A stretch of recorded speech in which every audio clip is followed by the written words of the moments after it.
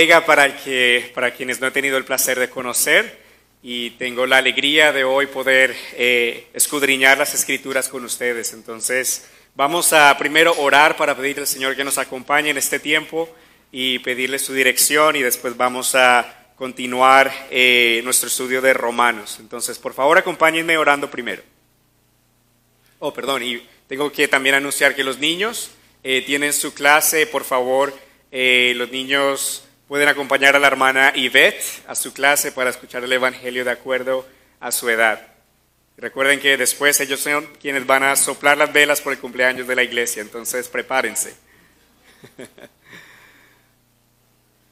Bueno, entonces los que ya crecimos nos quedamos aquí para escuchar el Evangelio de acuerdo a nuestra edad. Oremos. Señor, te damos muchas gracias por tu palabra, te damos gracias por traernos aquí esta mañana y porque tus misericordias, Señor, son nuevas cada mañana y grande es tu fidelidad. Gracias por la bendición de poder abrir la Biblia en nuestro idioma y para poder aprender de ti, Señor. Gracias por el bautismo de John y te pedimos que lo acompañes todos los días de su vida y que siempre él pueda alegrarse en este día y recordar que Jesús murió por él y también resucitó, así como por todos los que por gracia hemos podido creer en ti, por tu amor y bondad. En el nombre de Jesús, amén. Para aquellos que nos acompañan por primera vez o tal vez una segunda vez, estamos predicando una serie en la carta del apóstol Pablo a los romanos. Esta carta es muy conocida por la explicación de grandes enseñanzas de la fe cristiana, como la justificación por la fe en Jesucristo y solo en Jesucristo, la predestinación y muchas más enseñanzas que vamos a estar profundizando en los siguientes meses. Y también debemos recordar que esta carta fue escrita por Pablo para tratar problemas específicos en la iglesia en Roma en el año 57 después de Cristo. Problemas que tenían que ver con tensiones entre creyentes judíos y no judíos. Y a este grupo de no judíos me voy a referir durante el sermón como gentiles. Era un grupo de personas a quienes también se le conocía como los gentiles. Sabemos que según Hechos 2:10, judíos de Roma escucharon el Evangelio por primera vez en el día de Pentecostés, cuando visitaron Roma, y el Espíritu Santo descendió sobre los apóstoles y ellos predicaban el Evangelio en lenguas que los romanos podían entender. Muy probablemente muchos de ellos entendieron ese Evangelio y en su regreso a Roma fundaron probablemente la iglesia en Roma. La iglesia estaba compuesta entonces de creyentes judíos y creyentes gentiles. Pero en el año 49, el emperador Claudio expulsó a todos los judíos de Roma por pleitos acerca de un tal Crestos. Habían pleitos, disputas entre judíos creyentes y no creyentes acerca de Cristo. ¿Quién es este Cristo? ¿Es Cristo el Mesías que tanto esperábamos? Por estas disputas y diferencia, por tantos alborotos, el emperador expulsó a los judíos de Roma, lo que hizo que la iglesia eventualmente creyera en cantidad de creyentes gentiles. Pero eventualmente los creyentes judíos regresaron a Roma, y en la mezcla entre creyentes judíos y gentiles comenzaban a haber algunas tensiones. Como pasa en nuestras familias, a veces hay diferencias de opinión, hay tensiones. Y entre estos miembros de la iglesia local habían diferencias en cuanto a si debían vivir según la ley de Moisés, o si debían vivir sin la carga de la ley para los no judíos.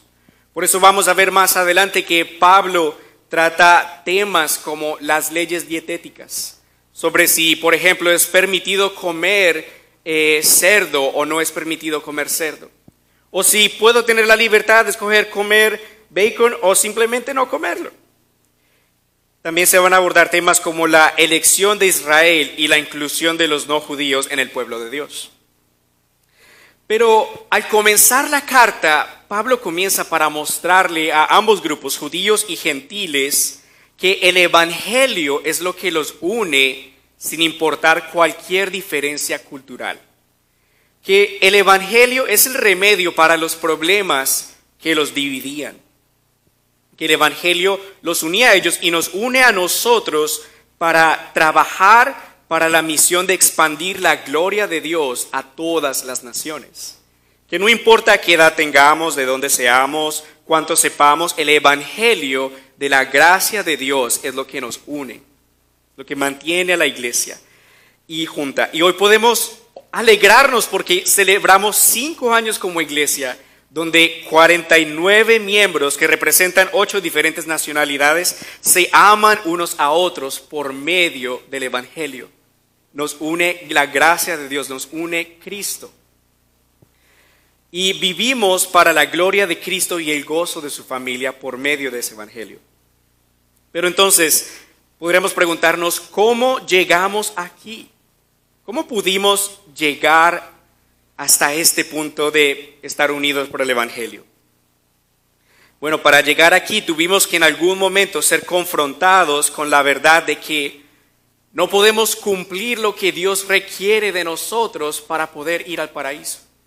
Que todos nosotros estamos destituidos de la gloria de Dios, porque las buenas nuevas comienzan con malas noticias. De que hay un Dios santo y perfecto a quien todos debemos dar cuenta de lo que hemos hecho y siquiera pensado. Pero todos nosotros hemos quedado cortos de sus perfectos requerimientos. Y Pablo va a mostrarle a tanto judíos y no judíos en los primeros capítulos de Romanos que la ley de Dios es como una máquina aplanadora de construcción de 3 toneladas que pasa por encima y deja todo plano, para que todos estemos al mismo nivel, para que no haya nadie que pueda decirle a Dios: yo me merezco la salvación y yo me merezco estar en paz contigo porque yo soy bueno, porque yo tengo estos méritos.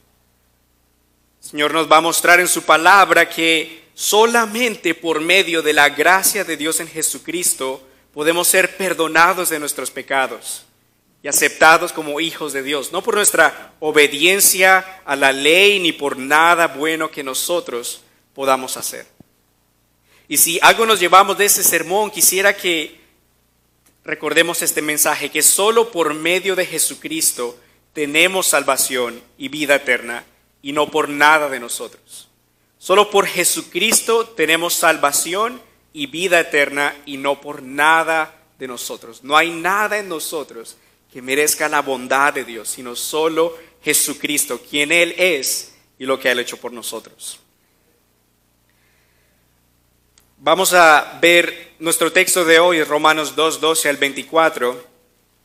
Y para recordarnos un poco más del contexto de lo que hemos visto en la carta, sabemos que Pablo le escribió a los romanos con el deseo de ir a verlos, con el deseo de que ellos pudieran fortalecerse mutuamente en el Evangelio. Y les recuerda que el justo por la fe vivirá, que es el tema central de toda la carta, que somos justificados por la fe en Dios, en Romanos 1:17. Y procede Pablo más adelante en hablar acerca de la culpabilidad del hombre, la culpabilidad de haber quebrantado la ley de Dios y de cómo el hombre, aún con la revelación que Dios le dio de sí mismo en la naturaleza, no ha honrado a Dios. Más adelante Pablo muestra que el hombre será juzgado cada uno conforme a sus obras, Romanos 2:16, y que dará vida eterna a los que perseverando en hacer el bien buscan gloria, honra e inmortalidad. Pero castigará con ira a los que por egoísmo se rebelan y no obedecen a la verdad sino a la injusticia. Entonces Dios va a retribuir cada uno según sus obras, pero a Dios gracias que para los que por gracia podemos creer en Cristo, son las obras de Jesucristo que serán contadas a nuestro favor. Y nuestro texto de hoy es, como he dicho, Romanos 2, 12 al 24, donde vamos a ver 3 puntos. La ley de Dios para los gentiles, los versículos 12, 14 y 15.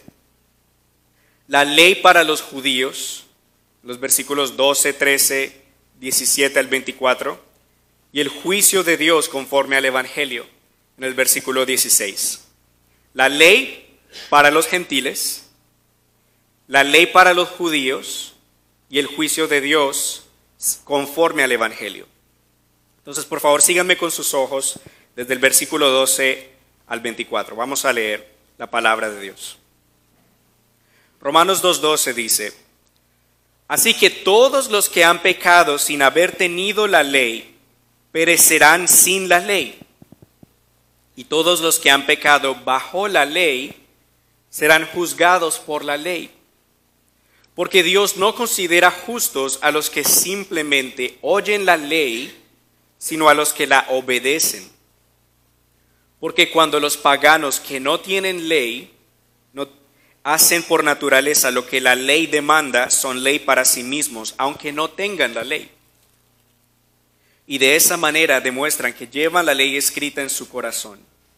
Pues su propia conciencia da testimonio, y sus propios razonamientos los acusarán o defenderán en el día en que Dios juzgará por medio de Jesucristo los secretos de los hombres conforme a mi evangelio. Ahora bien, tú te llamas judío, confías en la ley y te enorgulleces de tu Dios. Conoces la voluntad de Dios y juzgas lo que es mejor, porque así la ley te lo ha enseñado. Estás convencido de que eres guía de los ciegos y luz de los que están en tinieblas, instructor de los ignorantes y maestro de niños, y que tienes en la ley la clave del conocimiento y de la verdad. Pues bien, tú que enseñas a otros, ¿no te enseñas a ti mismo? Tú que predicas que no se debe robar, ¿robas?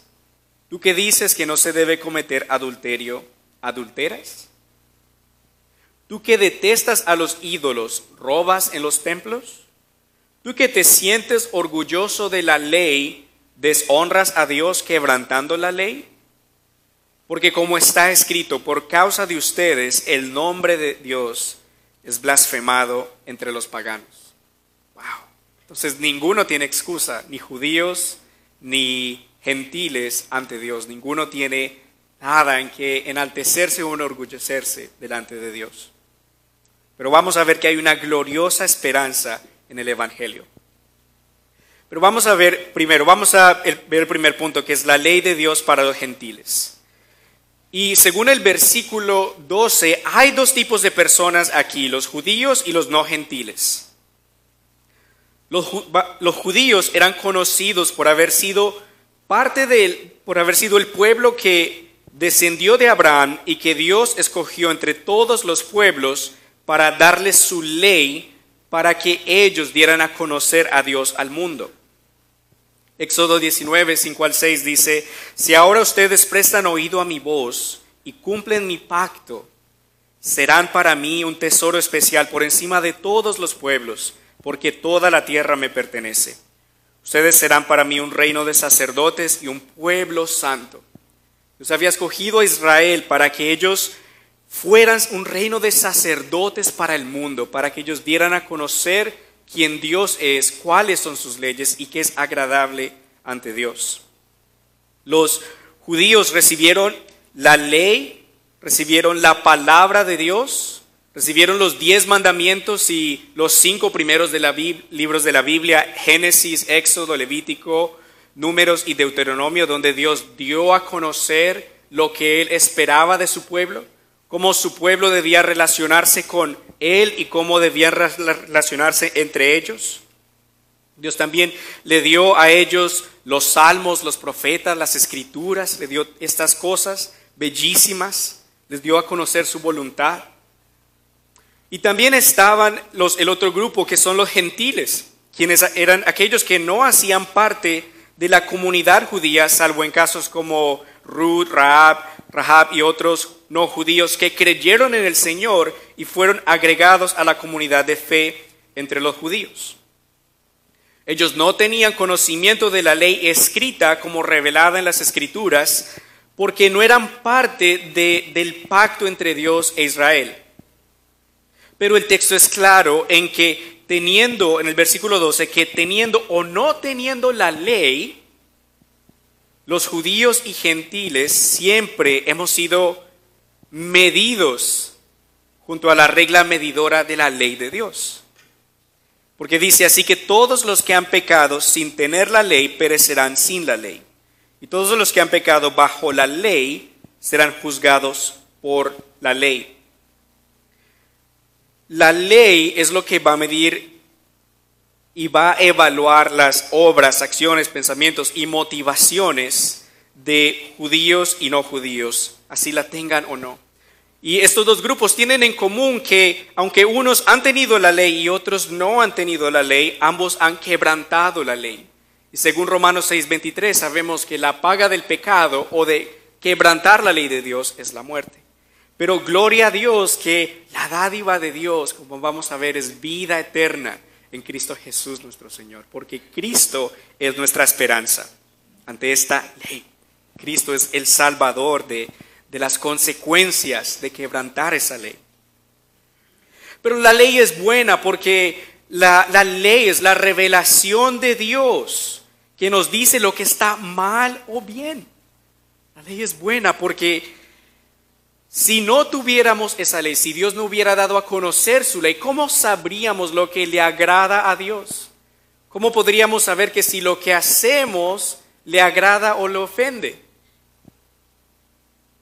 Pablo dice que si la ley no dijera no codiciarás, tampoco yo habría sabido lo que es codiciar. Romanos 7:7. Entonces Dios nos da a conocer lo que para Él es bueno y agradable según su ley. La ley de Dios nos permite conocer el carácter justo de Dios. Por ejemplo, en la ley Él nos enseña que solo debemos tenerlo a Él como Dios, que debemos honrar a nuestro padre y a nuestra madre, y que no debemos matar, ni mentir, ni codiciar, que estas son cosas que a Dios no le gustan. Entonces es bueno que Dios nos ha dado a conocer su voluntad, quién Él es. Y David dice, por ejemplo, acerca de la ley de Dios, en Salmo 19, versículos 7 al 9, la ley del Señor es perfecta, reanima el alma. El testimonio del Señor es firme, da sabiduría al ingenuo. Los preceptos del Señor son rectos, alegran el corazón. El mandamiento del Señor es puro, da luz a los ojos. El temor del Señor es bueno, permanece para siempre. Los decretos del Señor son verdaderos y todos ellos justos. Es decir, que la ley de Dios, su palabra es perfecta, es justa y es buena. Salmo 119, versículo 105 dice, tu palabra es una lámpara a mis pies, es la luz que ilumina mi camino. Entonces la palabra de Dios, su ley es buena para nosotros, nos guía y nos permite conocer su voluntad. Como hemos dicho, el texto nos dice que todos los que han pecado sin haber tenido la ley perecerán sin la ley, y todos los que han pecado bajo la ley serán juzgados por la ley. Todos seremos evaluados según esa ley. Por ejemplo, para poner un ejemplo a nivel terrenal, si nosotros nos pasamos una luz en rojo, muy probablemente nos van a tomar una fotito y nos van a mandar una multita en el correo para que paguemos la consecuencia de nuestra desobediencia. Pero el quebrantar la ley de Dios, entonces, como hemos dicho, lleva a la muerte, porque a quien se ofende es al Dios Todopoderoso, quien merece toda honra y obediencia.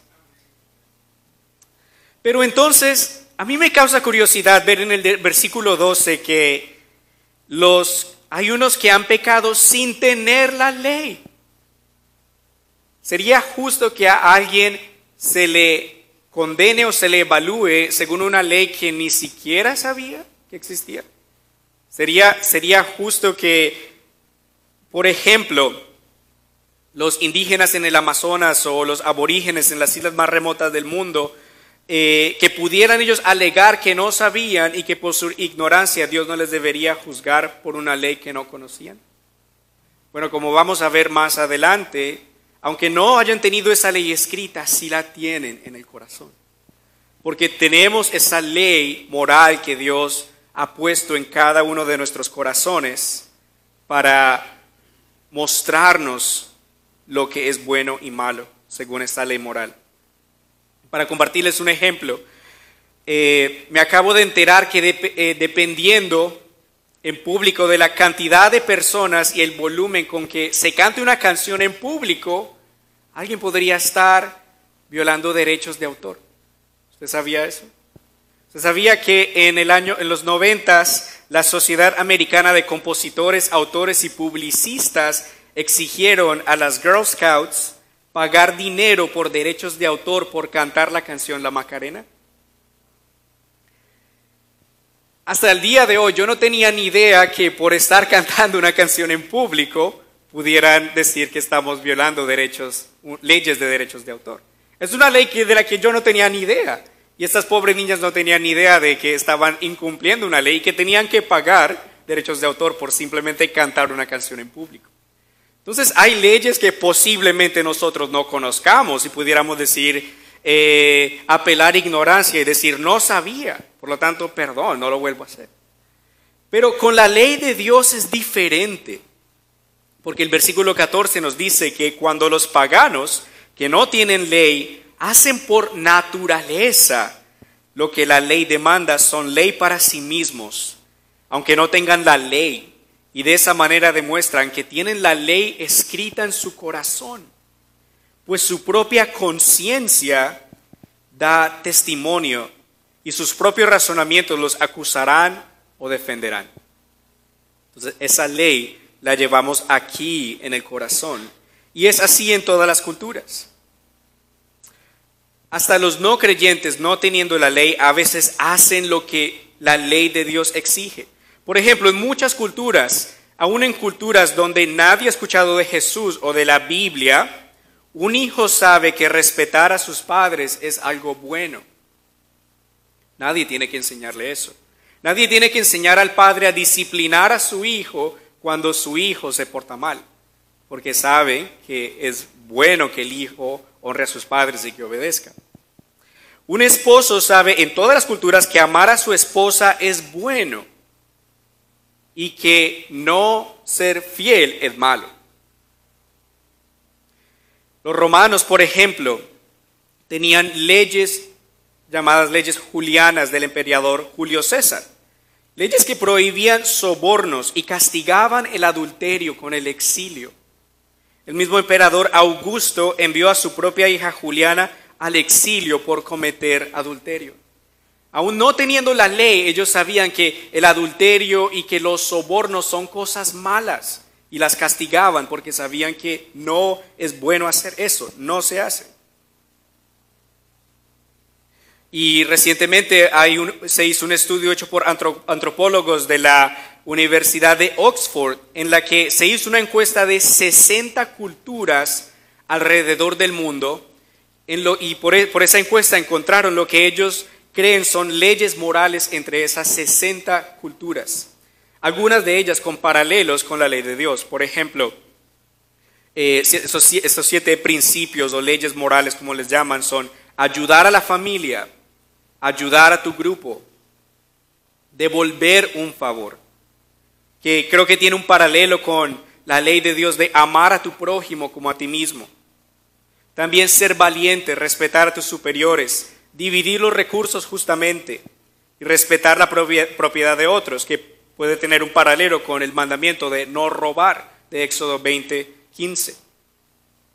Entonces, aun cuando hay gente que nunca ha escuchado la ley de Dios, pero hace lo que la ley exige, esas personas son ley para sí mismos porque tienen la ley escrita en su corazón. Llevan la ley moral que les permite distinguir entre lo bueno y lo malo en su corazón. Y el texto nos dice que su conciencia da testimonio de si sus obras son malas o son buenas. Sus mismos razonamientos, sus mismos pensamientos los acusarán o defenderán. En aquel día, cuando Dios juzgará por medio de Jesucristo los secretos de los hombres conforme al Evangelio. Entonces también la conciencia es lo que Dios usa para mostrarnos si algo está bien o mal. La conciencia es la habilidad o la capacidad que desarrollamos para distinguir entre algo bueno o algo malo. Y es una bendición que Dios nos ha dado una conciencia, porque por esa conciencia el Señor nos permite distinguir entre cosas buenas que debemos hacer y cosas que no debemos hacer. Y también Dios usa esa conciencia para refrenar el mal, porque es lo que hace que cuando alguien se va a dormir en la noche, le recuerda: eso que hiciste no estuvo bien, o eso que hiciste estuvo bien. Es decir, que Dios nos ha dado esta conciencia también para que nuestro corazón dé testimonio de lo que hacemos, de lo que pensamos y de evaluar cada una de estas cosas.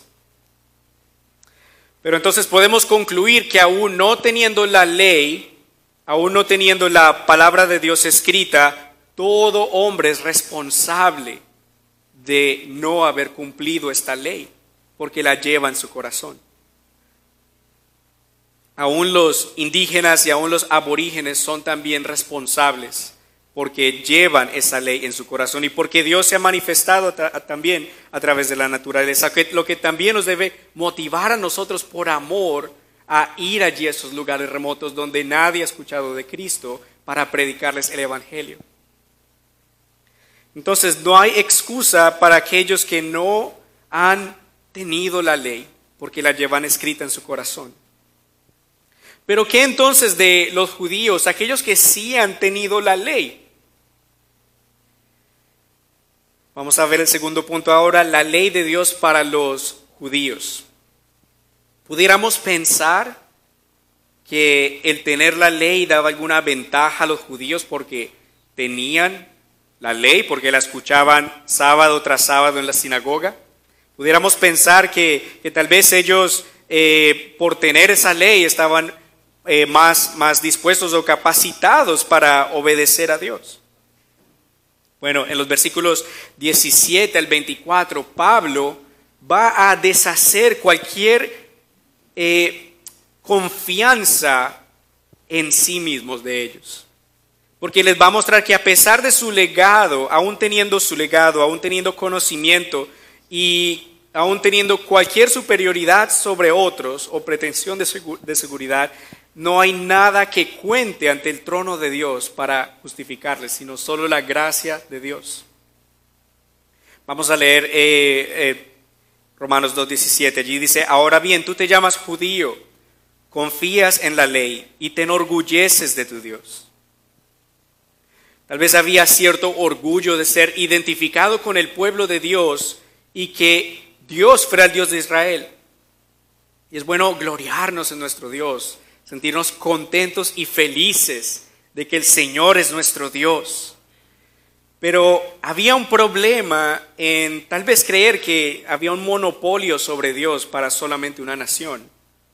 Y que Dios estaba obligado de alguna forma a dar algún mérito o seguridad por el solo hecho de ser parte de la nación de Israel. También Pablo les dice a ellos en el versículo 18, conoces la voluntad de Dios y juzgas lo que es mejor porque la ley así te lo ha enseñado. Ellos poseían mucho conocimiento, desde niños, sábado tras sábado escuchaban la ley, los profetas, los salmos, predicados todo el tiempo. Pero Pablo también les recuerda más adelante que aun conociendo la ley, a veces quebrantaban la ley. Es bueno conocer, pero el conocimiento que el Señor nos da nos debe cambiar por dentro, debe regenerarnos por dentro. No se debe quedar solamente en la cabeza, sino que debe bajar al corazón. Pablo también les dice que estás convencido hablándoles, estás convencido de que eres guía de los ciegos y luz de los que están en tinieblas, instructor de los ignorantes y maestro de niños, y que tienes en la ley la clave del conocimiento y de la verdad.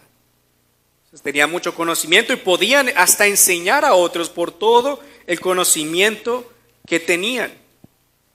Pero el problema está en que, como dice Romanos 2:13, porque Dios no considera justos a los que simplemente oyen la ley, sino a los que la obedecen.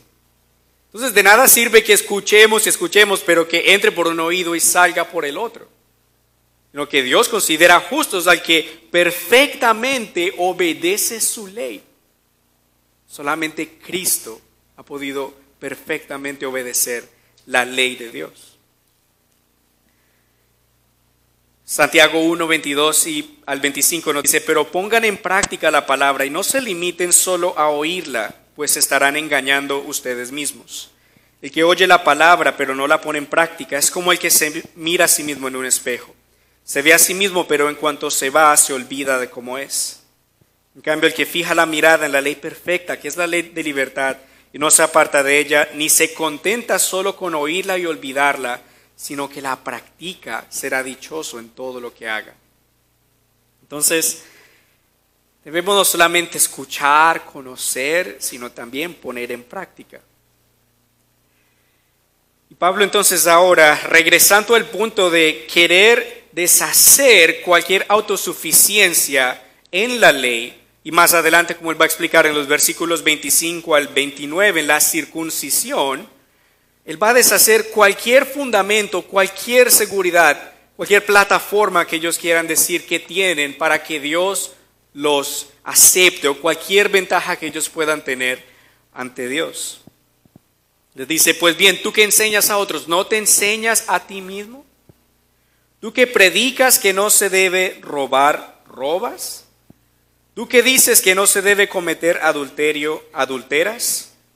¿Tú que detestas a los ídolos, robas en los templos? ¿Tú que te sientes orgulloso de la ley, deshonras a Dios quebrantando la ley? Entonces, a pesar de predicar esto, no lo aplicaban. A pesar de escuchar todo esto y acumular todo este conocimiento, no era puesto en práctica. Porque también la ley de Dios es una ley que solo Cristo pudo cumplirla, ningún hombre ha podido cumplirla. El mismo Pedro en el concilio de Jerusalén le decía, cuando hablaban entre creyentes judíos y no judíos, si debían exigirle a los gentiles obedecer la ley. Pablo les decía, ¿por qué habremos de poner cargas sobre los creyentes gentiles si esta es una ley que ni siquiera nuestros padres pudieron cumplir? Entonces, es claro, según el texto, que nadie puede cumplir esta ley. Es claro que ellos, a pesar de tener esta ley, no tenían ninguna ventaja ante Dios por el solo hecho de tener la ley. Es más, el versículo 24 dice que porque como está escrito, por causa de ustedes el nombre de Dios es blasfemado entre los paganos. La desobediencia de los judíos ante la ley de Dios a veces hacía que otros dijeran, wow, ese es el comportamiento del pueblo de Dios. Y nos debe hacer recordar que entonces el testimonio que damos al mundo como el pueblo de Dios es importante porque otros están mirando si estos que dicen ser de Cristo reflejan quién ese Cristo es. Es claro que ellos tenían la ley, pero no podían cumplir esa ley. Cualquier pretensión de seguridad en la ley, en la circuncisión, cualquier pretensión de autosuficiencia, ya le pasó esa máquina aplanadora. Ya los judíos y gentiles están al mismo nivel. Y entonces es solo el evangelio lo que puede unirles y rescatarles y salvarles de la consecuencia del pecado, que es la ira de Dios en contra de ese pecado. Ahora, esta ley es muy fuerte, esta ley es buena, perfecta y santa, pero ninguno de nosotros la hemos podido cumplir a la perfección. Ninguno de nosotros hemos podido hacer lo que Dios requiere de nosotros. Romanos 3, 19 al 20 dice, pero sabemos que todo lo que dice la ley se lo dice a los que están bajo la ley, para que todos callen y caigan bajo el juicio de Dios. Ya que nadie será justificado delante de Dios por hacer las cosas que la ley exige, pues la ley sirve para reconocer el pecado. Es decir que no importa cuánto sepamos de la Biblia, no importa cuán bien nos comportemos, no importa si nacimos en un hogar cristiano, no importa si hacemos muchas cosas buenas, por nuestra obediencia no podremos ser justificados, porque la ley de Dios nos muestra nuestro propio pecado. Entonces, ¿cómo podemos estar en una correcta relación con Dios? ¿Cómo? En aquel día en que Dios juzgue a los vivos y a los muertos, ¿cómo podremos tener la seguridad de que estaremos en paz con Dios y que podremos estar con Él en el cielo? ¿Cómo es posible? Vamos al tercer punto, el juicio de Dios conforme al Evangelio. Vamos a enfocarnos en el versículo 16. Habrá un día en que Dios juzgará por medio de Jesucristo los secretos de los hombres, conforme al Evangelio.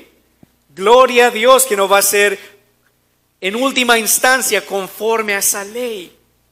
Dios va a evaluar todo según esa ley, pero si estamos en Cristo, Jesucristo habrá cumplido esa ley por nosotros y nos justificará por la fe en Él, por las obras perfectas de Jesucristo y no por nuestras obras de la ley. Eso es una gran esperanza, porque esa ley era imposible para nosotros cumplirla, pero Jesucristo la cumplió a la perfección.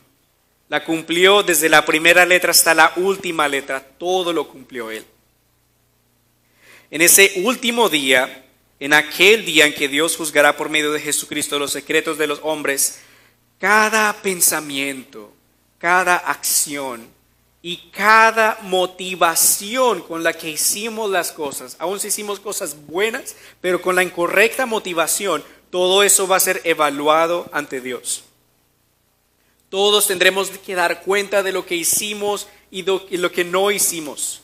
Romanos 14:10 nos dice que todos tendremos que comparecer ante el tribunal de Cristo. En aquel día va a haber un trono, un gran trono blanco. Y allá estará Jesús, pero para los que por gracia han creído, Él va a ser un Salvador. Pero para aquellos que no, será un juez. Hechos 17:31 dice que Él, Dios, ha establecido un día en que por medio de aquel varón que escogió y resucitó de los muertos, juzgará al mundo con justicia. Todo va a ser juzgado con justicia por el Señor Jesucristo algún día. Apocalipsis 20, versículos 11 al 15, dice de aquel momento, el apóstol Juan dice en esta visión, vi también un gran trono blanco, y al que estaba sentado en él. De su presencia huyeron la tierra y el cielo, y no se volvió a hallar su lugar. Vi entonces de pie ante Dios a los muertos grandes y pequeños. Unos libros fueron abiertos y después otro más, que es el libro de la vida. Los muertos fueron juzgados conforme a sus obras y conforme a lo que estaba anotado en los libros. El mar entregó los muertos que yacían en él. También la muerte y el Hades entregaron los muertos que yacían con ellos, y cada uno fue juzgado conforme a sus obras. Luego la muerte y el Hades fueron lanzados al lago de fuego. Esta es la muerte segunda. Todos los que no tenían su nombre registrado en el libro de la vida fueron lanzados al lago de fuego. Entonces va a haber un juicio según las obras, pero de nuevo, si estamos en Cristo, van a ser según las obras de Cristo, las obras perfectas del Señor. Pero si no, entonces la ley de Dios, su perfección va a pesar muchísimo más que las mejores obras que hubiéramos podido hacer en la justa balanza de Dios. Pero qué bueno, como hemos dicho, que en ese último día el juicio va a ser conforme al Evangelio. Segunda de Corintios 5:21 nos dice que al que no cometió ningún pecado, por nosotros Dios lo hizo pecado, para que en él nosotros fuéramos hechos justicia de Dios. El glorioso Hijo de Dios, Jesucristo, quien es el Dios todopoderoso, el Dios que creó los cielos y la tierra, que creó las profundidades de los mares, el Rey de reyes, el Señor de señores, el Rey del universo, el gran yo soy, ese Dios grande, infinito, majestuoso, ese Dios se encarnó por nosotros. Ese Dios depositó toda la plenitud de la deidad en un cuerpo, naciendo de una virgen y viviendo una vida de perfecta obediencia a esta ley de cientos de mandamientos. Él fue tentado en toda forma como nosotros, pero no pecó ni una sola vez. Nunca dijo una mala palabra, nunca nunca cometió ningún pecado. Aunque fue tentado en todo como nosotros, en el desierto y en todo momento, nunca pecó. Fue impecable, perfecto. Aprendió la obediencia a través del sufrimiento. Y por nosotros, por su amor y gran bondad, fue crucificado por nosotros. Fue humillado por nosotros, murió en una cruz. Derramó toda su sangre y dijo, consumado es, porque terminó la obra perfecta de salvación por nosotros. Pero no solamente murió en la cruz, sino que también al tercer día resucitó victoriosamente y venció para siempre. Y aquel que no cometió ningún pecado absorbió todos nuestros pecados en su cuerpo y nos dio su justicia, nos dio ese glorioso intercambio en que Él tomó nuestro pecado, pero nos dio su perfecta rectitud. Toda la obediencia perfecta que Dios requería de nosotros, Dios nos la da por la fe. Aunque no la merecemos, es como si Él tomara nuestra bancarrota, nuestra cuenta de banco con menos infinito y le pone la justicia de Cristo. Le pone las perfectas obras de Cristo y ya no nos ve a nosotros, sino que ve a su Hijo Jesucristo en nosotros. Para que en aquel día, cuando tengamos que comparecer ante ese tribunal, ante ese trono blanco y glorioso, el Señor nos diga, bienvenido, hijo mío, bienvenida, hija mía, porque yo pagué por ti en esa cruz y yo te amo. Para que Él no sea el juez, sino el Salvador. Quisiera compartirles aquí unas palabras de la conversión de Martín Lutero.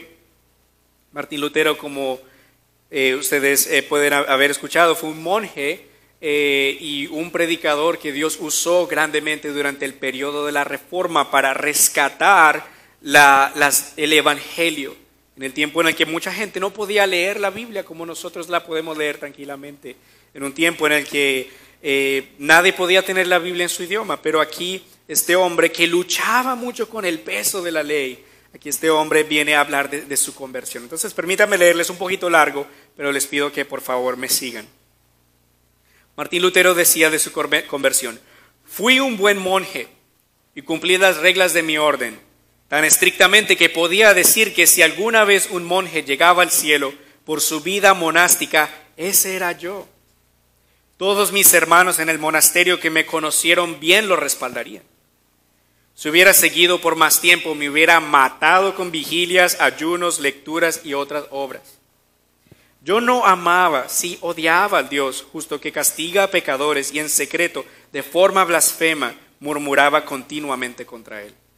Estaba enojado con Dios y dije, como si no fuera suficiente que pecadores miserables eternamente perdidos por su pecado original sean aplastados por todo tipo de calamidades debido a la ley del decálogo, sin que Dios esté añadiendo dolor tras dolor por el Evangelio y a través de ese mismo Evangelio amenazándolos con su justicia e ira. Tal era mi furia y violencia por mi conciencia tribulada. Al fin, por la misericordia de Dios, meditando día y noche, presté atención al contexto de las palabras. En el Evangelio se revela la justicia que proviene de Dios, la cual es por fe de principio a fin, tal como está escrito, el justo por la fe vivirá.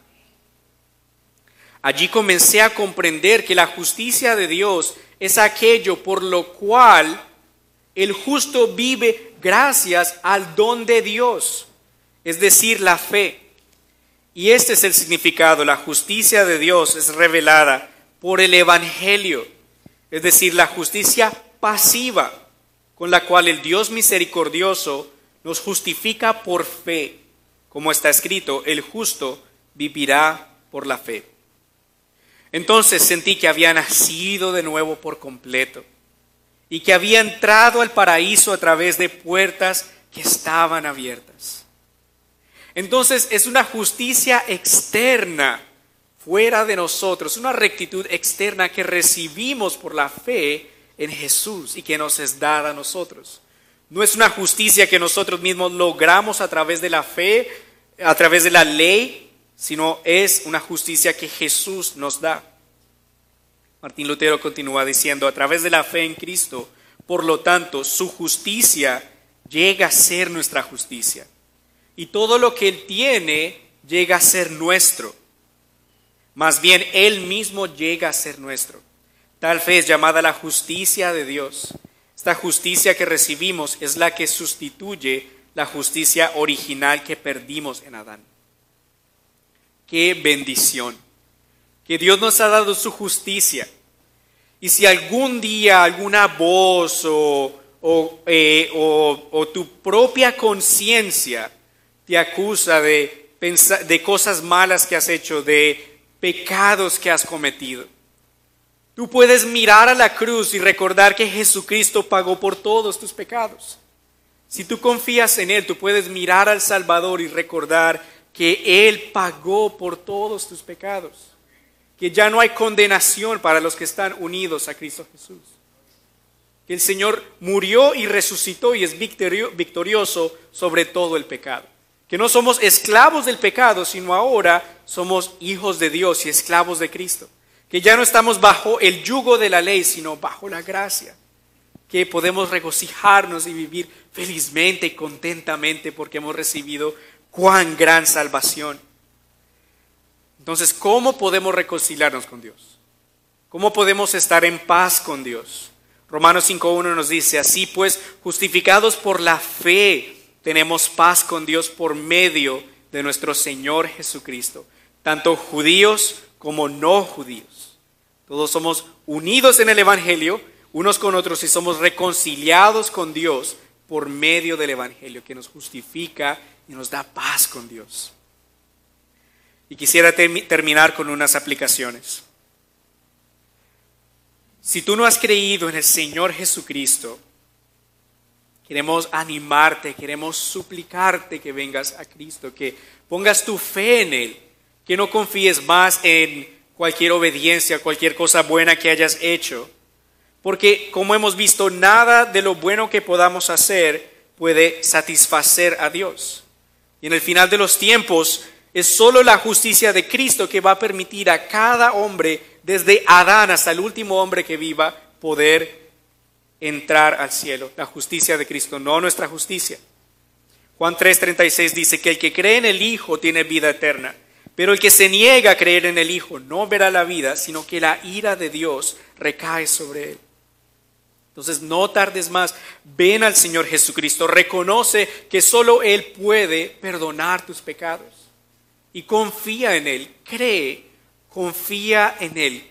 Confía en que su sacrificio fue suficiente para cubrir y blanquear todos tus pecados. Confía en su perdón, confía en su gracia, ámale, síguele. Aquí hay una iglesia dispuesta a ayudarte a seguir al Señor Jesucristo.